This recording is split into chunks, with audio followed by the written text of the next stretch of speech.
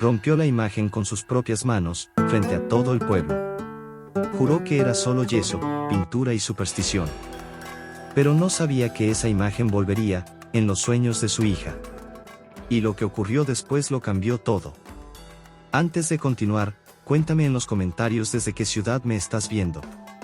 Y haz clic en la campanita para suscribirte al canal, un solo suscriptor es suficiente para motivarme a seguir contando historias. Muchas gracias.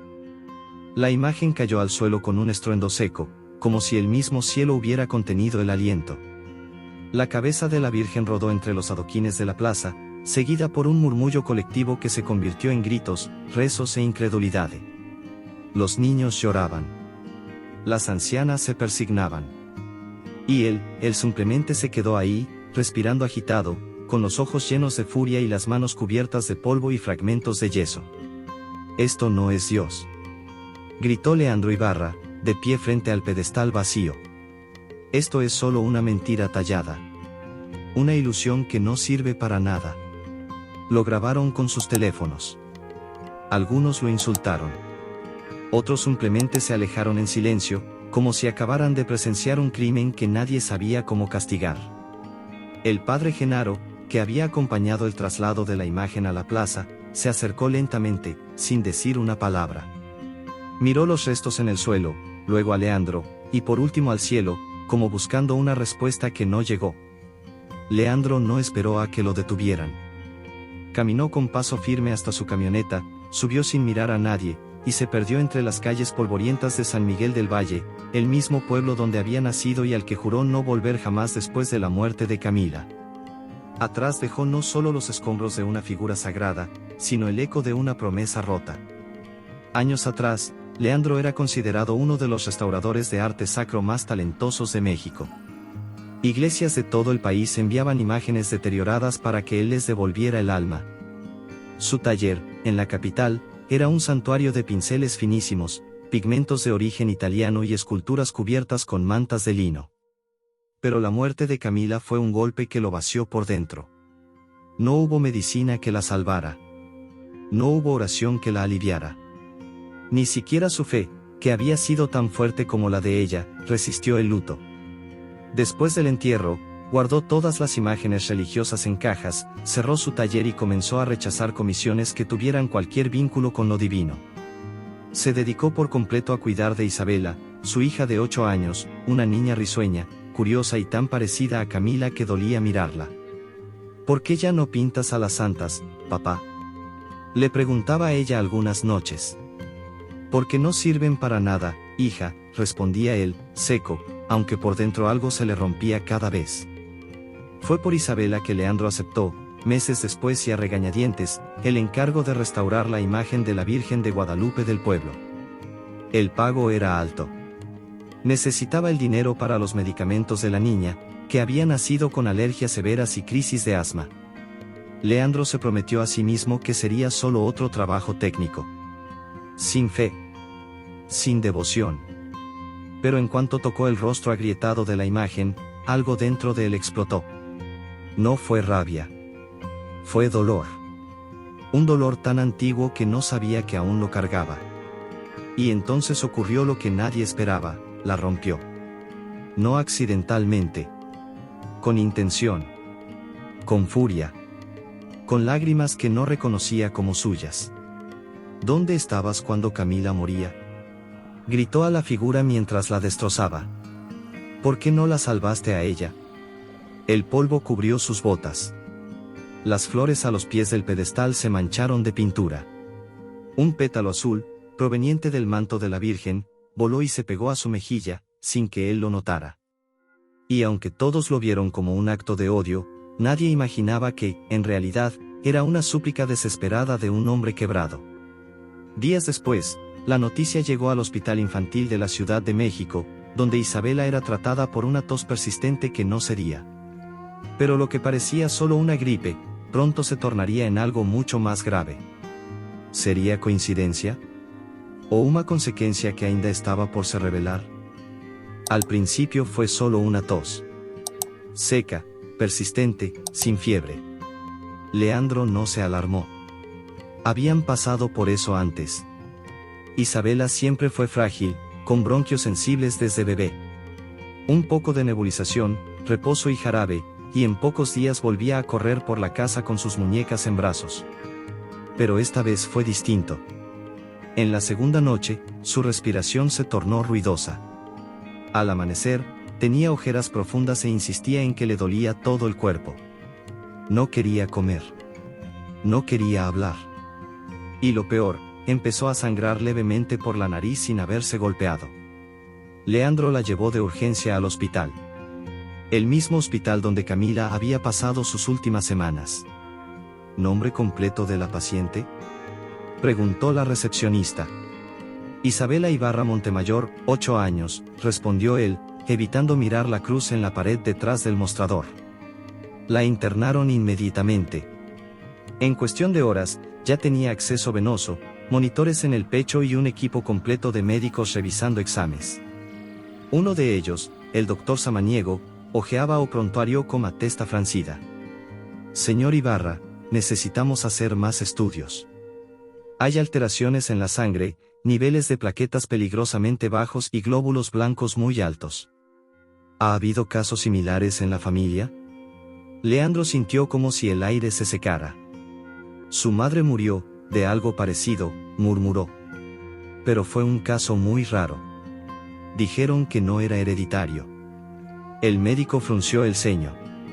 Queremos descartar síndromes autoinmunes graves. Podría tratarse de lo mismo. Leandro no dijo más. Solo se quedó ahí, parado junto a la camilla, viendo a su hija dormida, con el suero goteando lentamente y la piel pálida como una vela consumida. A los 3 días, los resultados llegaron: síndrome hemofagocítico linfohistiocytítico. Raro. Grave. Inmune. Lo mismo que se llevó a Camila. ¿Cuál es el pronóstico?, preguntó con la voz quebrada. Con tratamiento intensivo, puede haber una respuesta. Pero es una carrera contra el tiempo. Leandro sintió náuseas. El techo blanco del hospital giraba sobre su cabeza. No lloró. Solo apretó los puños y salió al pasillo. Dame una señal, gritó, golpeando la pared con fuerza. Maldita sea, dame una maldita señal. Esa noche, la enfermera de turno entró corriendo en la habitación de los médicos. Traía un dibujo en la mano. Lo hizo Isabela, despertó brevemente, pidió lápices y dibujó esto antes de volver a dormirse. El papel mostraba a una mujer vestida con un manto azul y blanco, rodeada de luz. Tenía los brazos abiertos y una expresión serena. Debajo, escrito con letra infantil: ella me canta por las noches. ¿Ella quién?, preguntó un residente. No dijo, solo repitió que es la señora de luz. Una enfermera mayor, devota, se santiguó. Es la Virgen. El doctor Samaniego no respondió. Pero algo en su rostro cambió.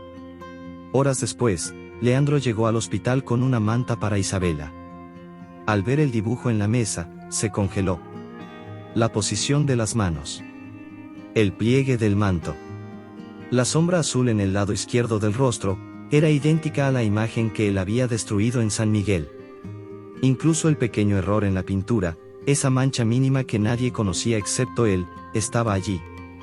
Esto no puede ser, susurró, temblando. Se acercó a la niña dormida y le acarició el cabello. ¿Quién te enseñó esto, mi amor? ¿Dónde lo viste? Ella abrió los ojos, medio adormecida, y murmuró. Ella viene en mis sueños. Dice que tú la conoces, y que tienes que volver. ¿Volver a dónde? ¿A la plaza? ¿A la imagen rota? ¿O había algo más que aún no sabía? Una voz lejana en el pasillo pronunció el nombre de su esposa. Pero nadie estaba allí. ¿Estaba perdiendo la razón, o era el comienzo de algo que escapaba de toda lógica? Leandro no dormía. No comía. No hablaba. Se sentaba en la misma silla junto a la cama de Isabela, esperando a que abriera los ojos o respirara un poco mejor. Cada vez que el monitor emitía un pitido diferente, se le detenía el corazón por un segundo. Los médicos iban y venían. Las enfermeras anotaban datos en papeles que él ya no leía. Todo lo que importaba estaba en el cajón de la mesita, los dibujos.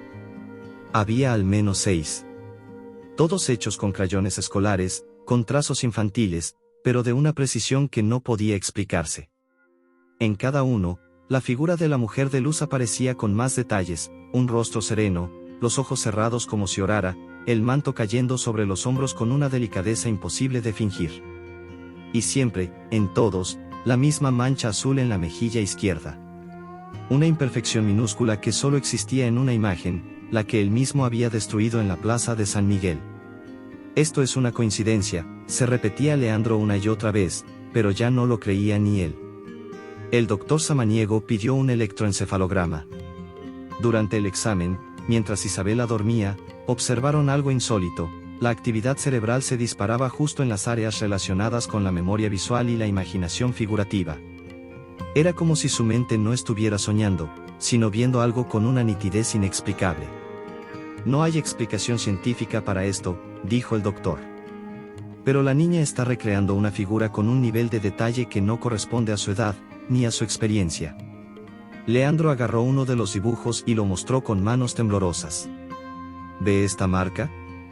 Esto no es aleatorio. Es una mancha de pintura que apareció accidentalmente en una imagen que restauré hace años. Nadie más sabía de su existencia. Ni siquiera los feligreses la notaban. Entonces, ¿cómo lo sabe su hija? Silencio. Leandro tragó en seco. Salió del hospital y condujo hasta su taller. No lo abría desde que Camila murió. Al encender la luz, el olor a madera vieja y óleo seco le golpeó la cara como una bofetada. En una caja rota, entre trapos y pinceles olvidados, encontró un cuaderno de bocetos. Lo hojeó con prisa hasta dar con la página, un estudio preliminar de la imagen de San Miguel. Allí estaba, el rostro de la Virgen, el manto, la postura, y la maldita mancha azul, producto de un derrame que él había intentado corregir sin éxito. La misma que ahora aparecía en los sueños de su hija. No puede ser, murmuró. Volvió al hospital con el cuaderno en la mano. Isabela dormía. En su regazo, un nuevo dibujo. Esta vez, además de la señora de luz, había algo más, una firma. Pequeña. En la esquina inferior derecha. 3 letras que lo dejaron sin aliento: CMM. Camila Montemayor. La firma de su esposa. ¿Isabela la había escrito por accidente? ¿O había algo, o alguien, guiando su mano? Se acercó a la niña, que dormía profundamente. Entonces ella murmuró en sueños: «Papá, tienes que encontrarla. Antes de que sea tarde». ¿Encontrar a quién? ¿A la Virgen? ¿A Camila? ¿O había algo escondido en esa imagen rota, algo que él aún no había descubierto? El dibujo seguía sobre la mesa, iluminado apenas por la lámpara del hospital. La firma era clara: CMM, igual que en las cartas que Camila solía escribir. Leandro no dormía desde hacía 2 días. Las ojeras le caían como sombras bajo los ojos y las manos le temblaban incluso para sostener el vaso de agua que no bebía. Cada fibra de su cuerpo le gritaba que no era posible, pero algo dentro de él, una chispa que creía muerta, le susurraba: sí lo es.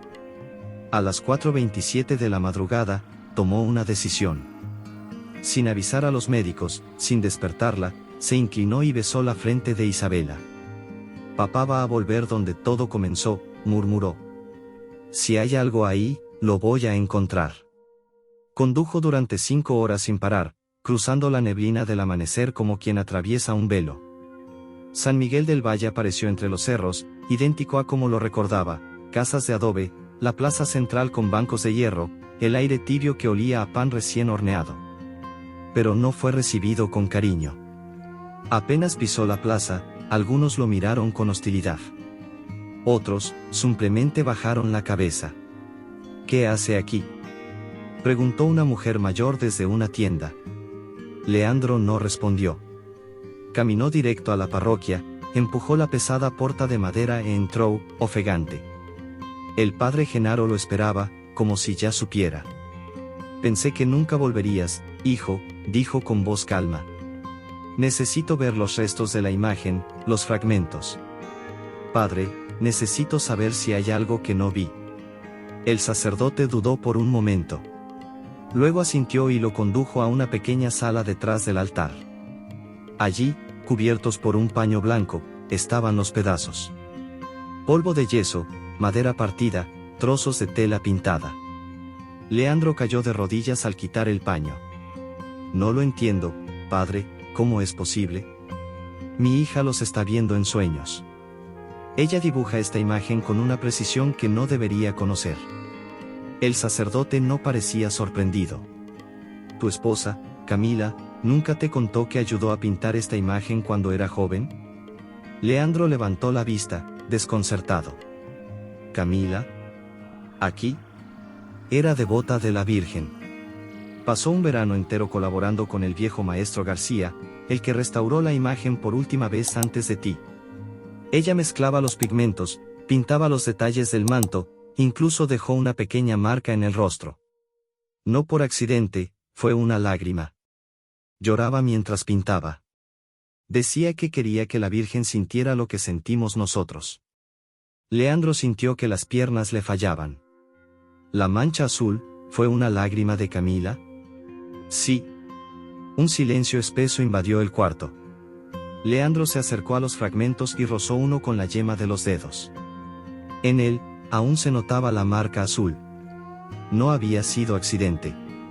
Era un mensaje. Padre, ¿qué quiere decir esto? El sacerdote respiró profundo. Tal vez, que aún no es tarde. Pero Leandro no podía dejar de mirar un fragmento más pequeño. Uno que, por su forma, parecía no encajar en ningún lado. Tenía algo escrito en el reverso. Letras diminutas. Pintadas a mano. Donde tú veas ruinas, Dios puede hacer un altar. Y debajo, una fecha. Una que cambiaría todo. La fecha exacta en que Isabela fue concebida. ¿Era una coincidencia, o había algo más enterrado en esos fragmentos que aún no había sido revelado? Leandro sostuvo el fragmento con ambas manos como si tuviera algo vivo entre los dedos. La fecha pintada con letras pequeñas era exacta, 12 de diciembre. Día de la Virgen de Guadalupe. El mismo día en que, 9 años atrás, Camila le dijo con lágrimas en los ojos que estaba embarazada. ¿Cómo pudo ella saberlo? Murmuró, con la voz quebrada. ¿Fue esto una promesa? El padre Genaro se acercó despacio, como si pisara terreno sagrado. Camila no era solo devota, era profeta en su fe.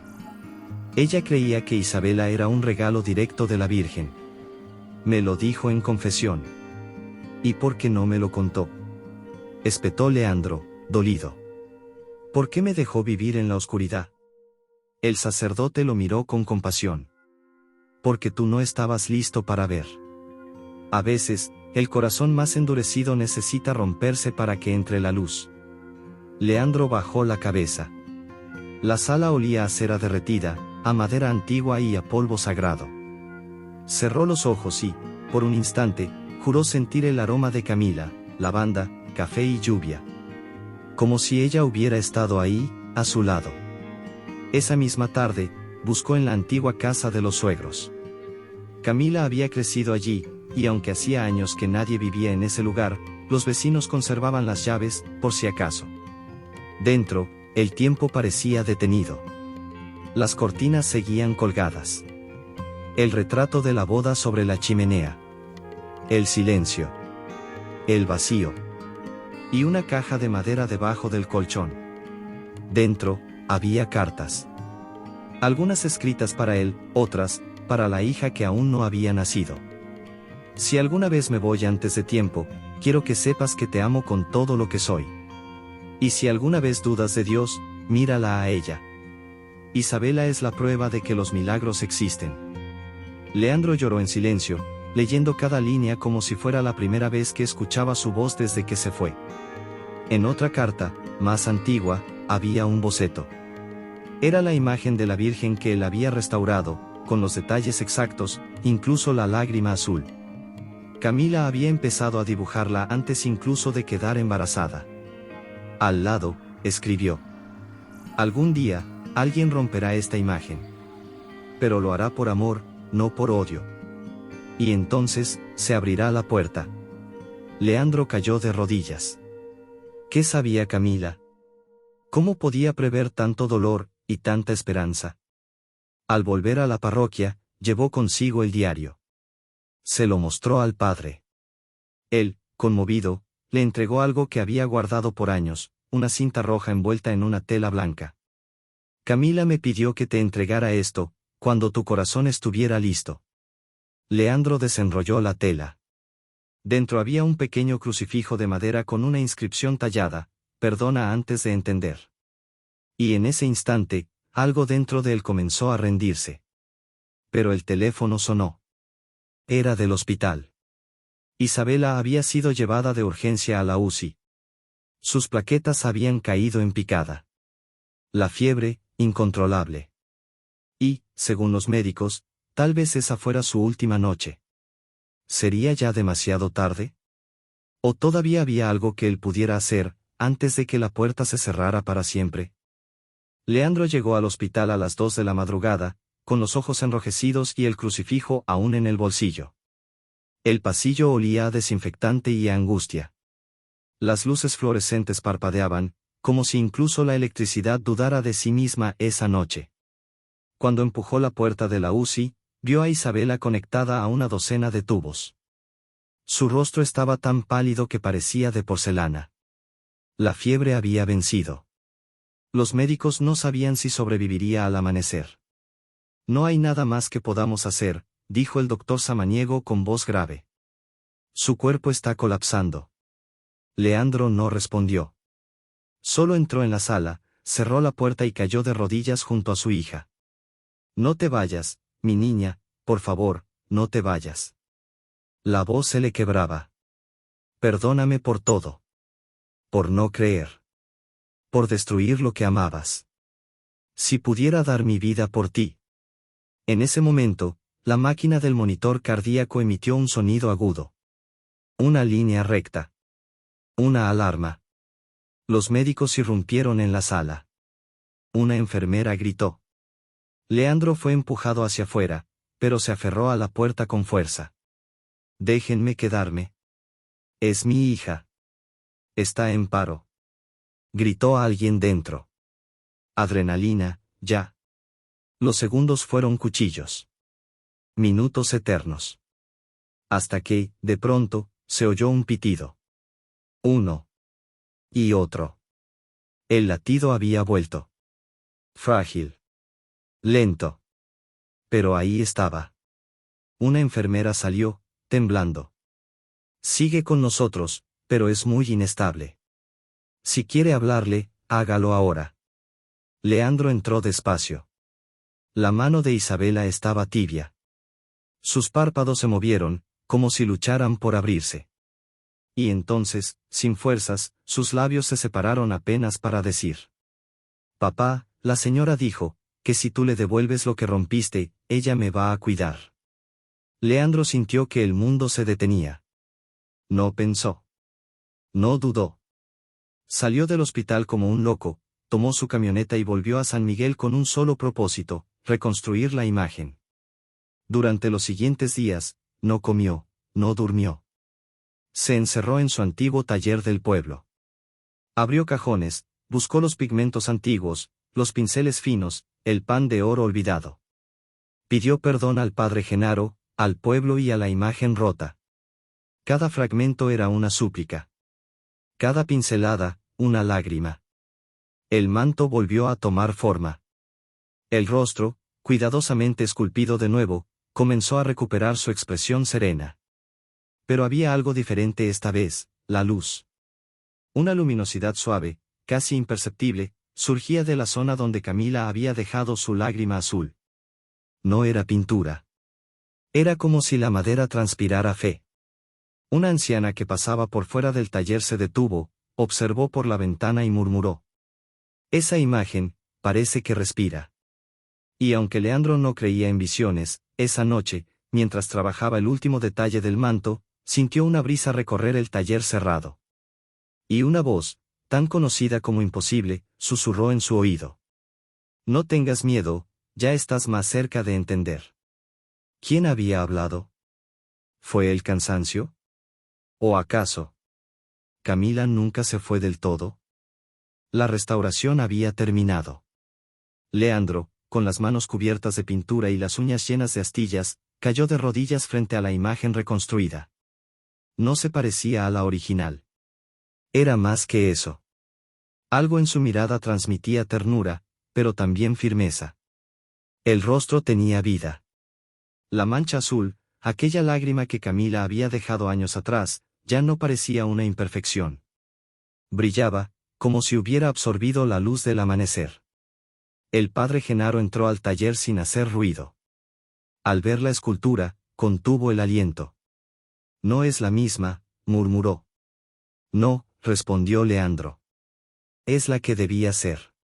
Decidieron que esa misma tarde la imagen sería llevada al altar de la parroquia, sin ceremonia, sin procesión. Leandro no quería aplausos ni homenajes. Solo necesitaba hacer una entrega. Una ofrenda. Un acto de fe que ya no podía postergar. A las 5 en punto, bajo una lluvia suave, Leandro cargó la imagen envuelta en lino blanco. Cruzó la plaza como si caminara en penitencia.